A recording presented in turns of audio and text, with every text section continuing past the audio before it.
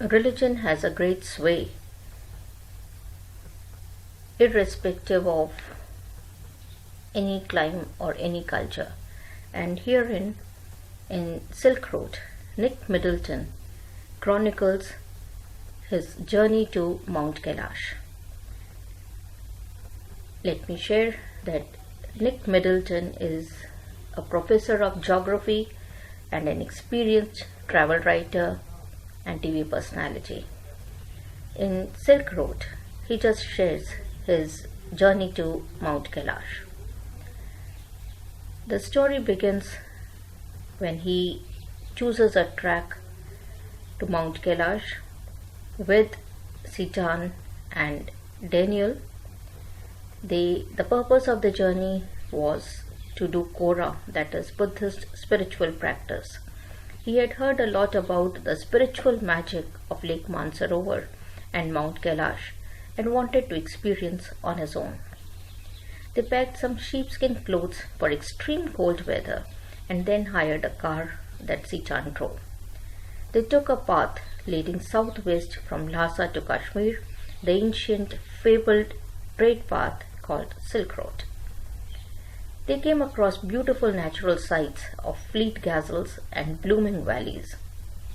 They saw the dominant yaks and tearing mastiffs, Tibetan mastiffs that guarded the habitations of the nomadic tribes of the mountains. On the way, they experienced several problems. There were difficulties due to the terrain and the health. As the elevation started to increase, the air pressure dropped. So Sitan opened the gas tanks to release the vaporized fuel in order to avoid any leakage. The author and Daniel got out of the car as the turns and bends on the road became acute and the snow made the road slippery. Sitan was able to drive till the small town on the banks of Lake Mansarovar called Hor. The author found the sight of the lake disappointing and the town even more desolate and morbid.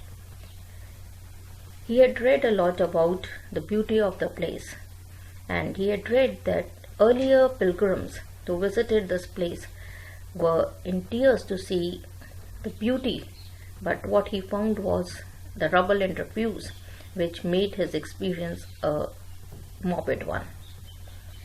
They had some tea and then Daniel boarded a truck back to Lhasa. The author and Sitan went ahead with the journey to Darchan.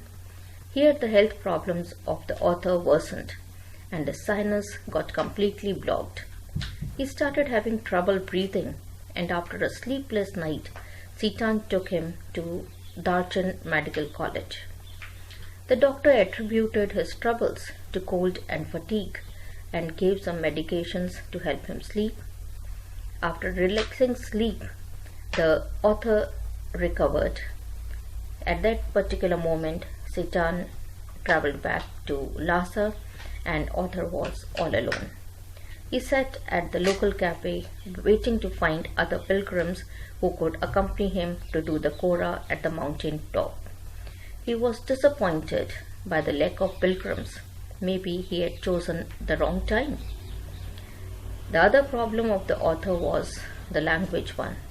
He couldn't find anyone who could speak and converse in English and could be a companion for him.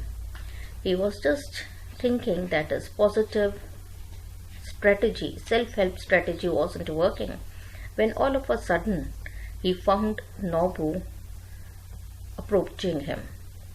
Nobu had seen him reading an English novel, and so he just came to him and introduced himself. He was a researcher and he was writing a research paper on the spiritual mountain and the Kora. Luckily, he proved to be a perfect companion for him. Together they decided to do the Kora. The purpose was, however, a different one. For the author, it was owing to his faith in religion and whatever he had heard and read about Buddhism and Mount Kailash. For Nobu, it was solely for research purpose. But anyway, together, of course, they had great company. They hired yaks to carry their things, and it is at this point that the writer feels that he would be able to complete his Kora. On reaching Mount Kailash, the author performed his Kora and prostrated while Nobu observed the place for his research. So this is all that he mentions about his journey to Mount Kailash. If we talk about the Silk Road, there are some quick facts about this place. Silk Road has been a trade route made up of a network of overland routes linking Europe with Asia. One of the items traded was silk. Tibetan mastiffs were fearless, ferocious creatures who guarded the property well, and they became popular hunting dogs in the imperial courts of China.